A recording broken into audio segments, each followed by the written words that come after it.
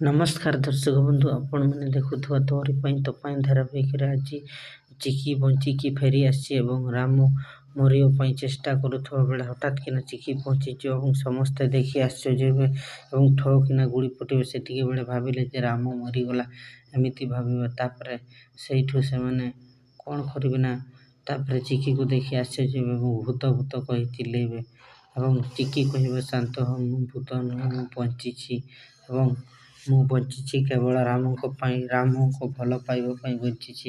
ତାପରେ ରତ୍ନମଣି କହିବେ କି ପାଗଳ ଭଲ ପାଇବା, ଦେଖ ଚିକି ଆଜି ମରିକରି ବି ଜିଇଁ ଉଠିଲା, ଏମିତି ଭଲ ପାଇବା ଆଉ କେବେ ଦେଖିବାକୁ ମିଳିବନି, ଏମିତି ରତ୍ନମଣି କହିବ ଏବଂ ମାଧବୀ ଆଶ୍ଚର୍ଯ୍ୟ ହେଇଯିବେ, ଇଏ କ'ଣ, ଏ ତ ଚିକି ତ ମରିଯାଇଥିଲା ପୋଡ଼ାମୁହିଁ, ଆହୁରି ବଞ୍ଚିକି ଆସିଲା, ଏମିତି କହିବ।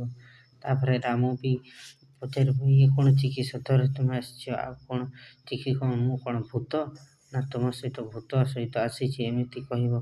ତାପରେ ସମସ୍ତେ କହିବେ, ଏ ଚିକି ତୁ ତ ବଞ୍ଚିଛୁ, ତୁ ତ ତାପରେ ମୁଁ ଜାଣିଛି ରାମ ବିନା ମୁଁ ବଞ୍ଚିପାରିବିନି, ରାମ ବିନା ମୁଁ ମରିପାରିବିନି, ଏମିତି କହିବ ଚିକି।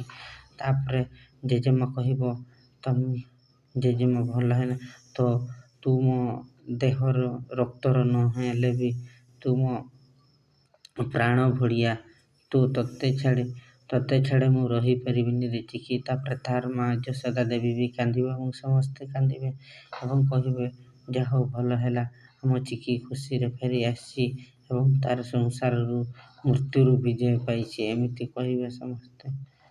ଏବଂ ସତରନୀ ତାପରେ ପଚାରିବେ, ତତେ କିଏ ମାରିବା ପାଇଁ ଚେଷ୍ଟା କରିଥିଲା?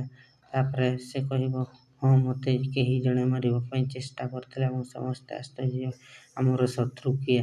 ସେମାନେ ଜାଣିଯାଆନ୍ତି ଯେ ରୋହି ଆଉ ଏକ ନୂଆ ରୂପରେ ଆସୁଛି।